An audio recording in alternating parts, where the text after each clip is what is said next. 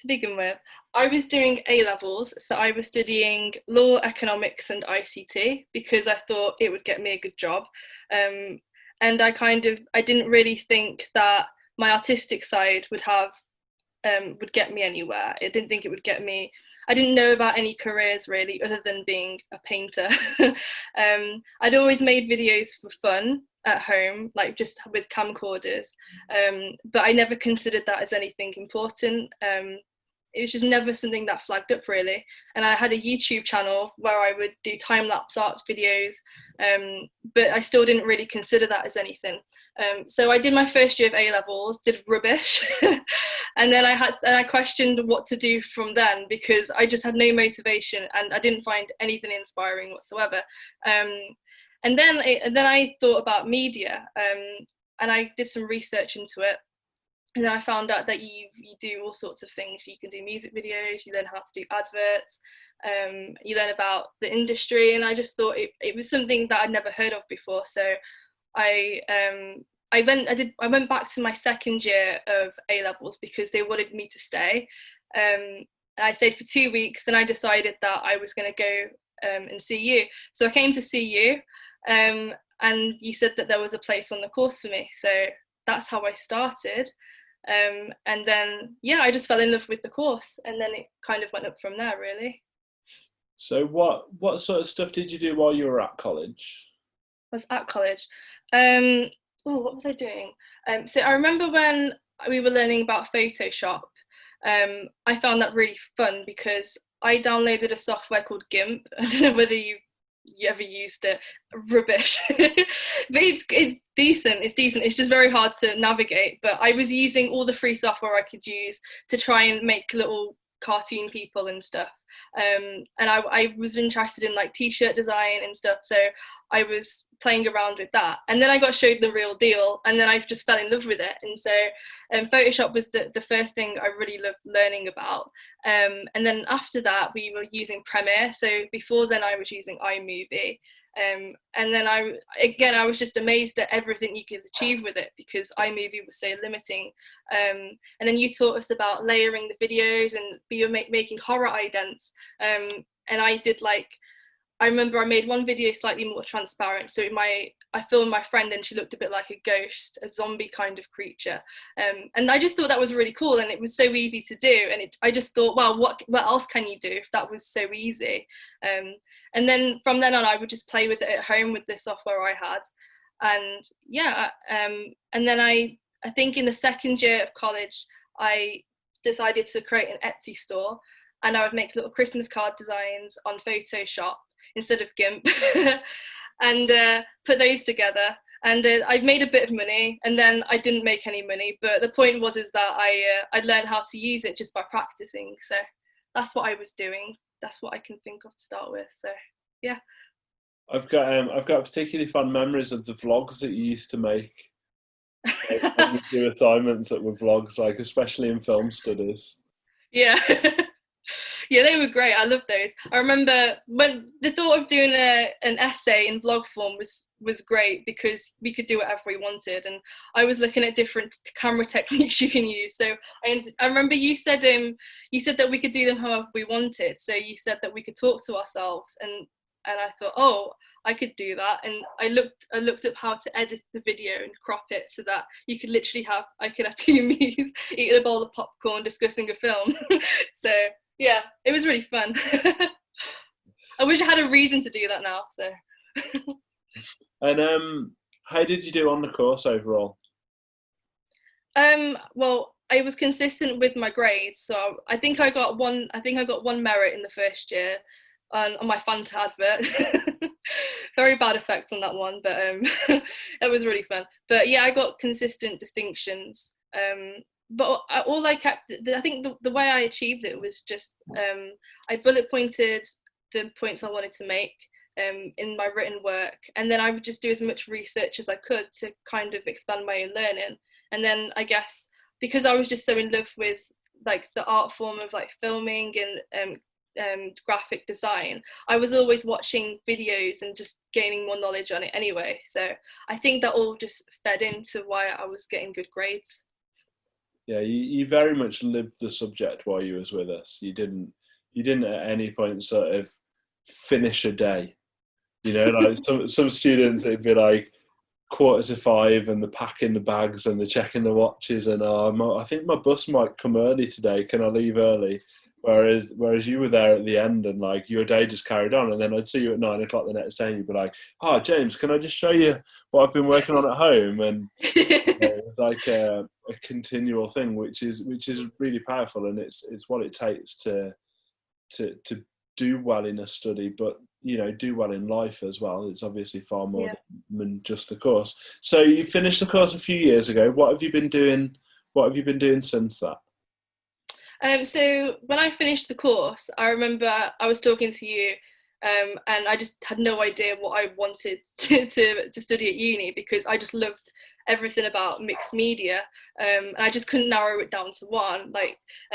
So I took a year out, and I was working at a restaurant, and I just saved up some money, which I realised I really did need in the end.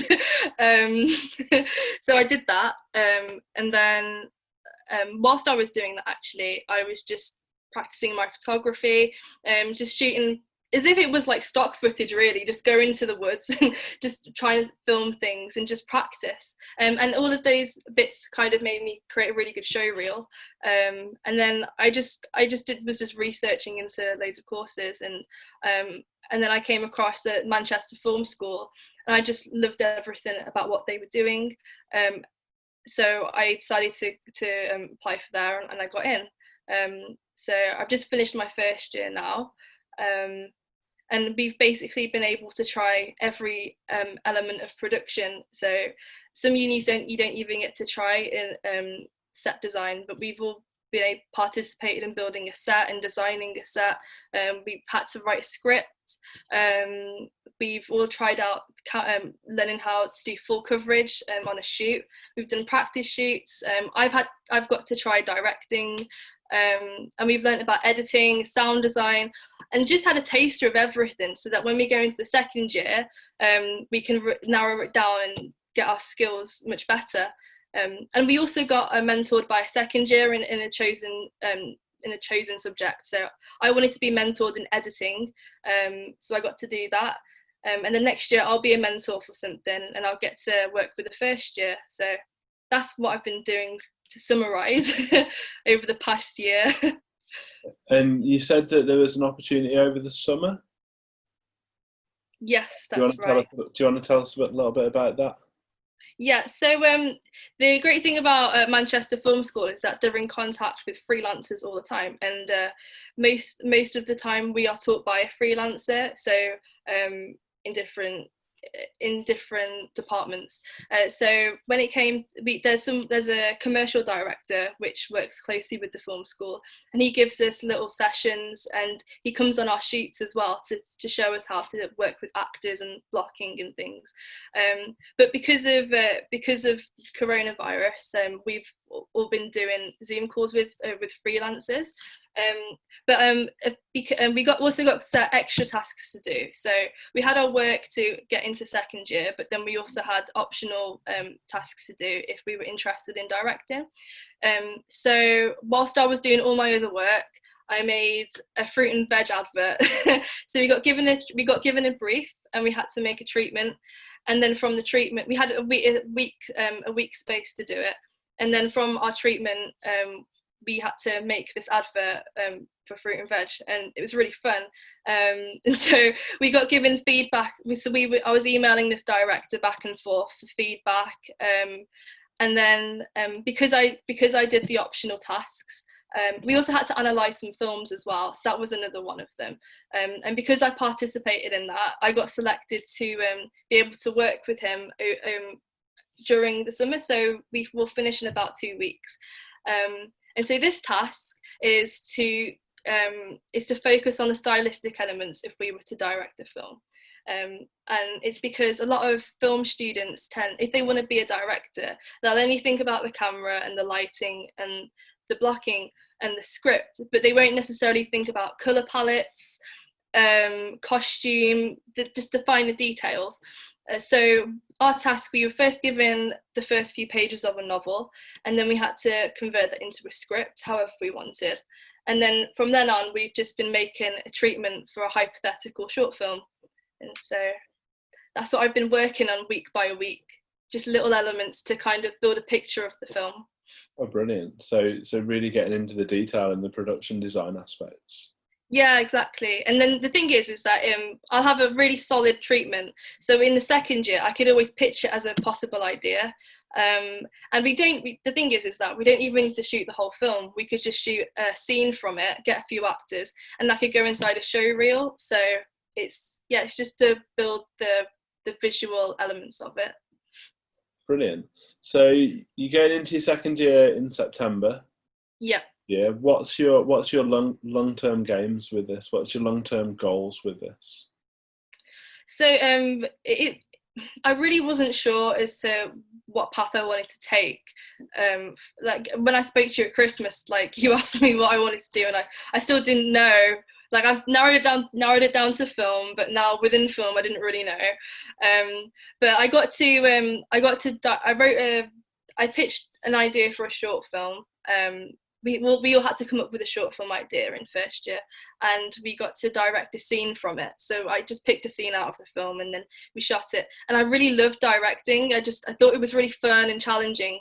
So I really didn't conceive myself doing that before. So as a long-term goal, I'd really love to make maybe short indie films at some point.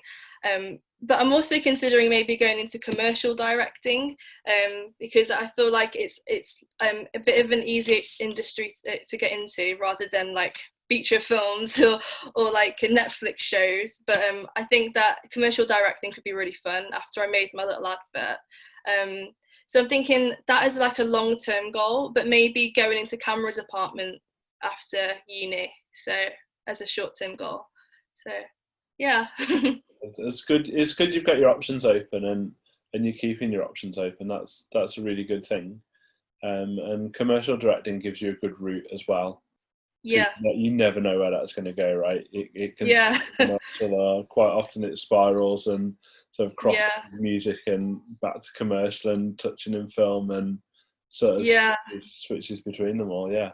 Wow. That's pretty much all of my questions. So I'm going to do a little outro bit. So that I've got that on the recording and I can cut it in, then I'll stop the recording and then we'll have a little chat. Okay? Okay. So, great.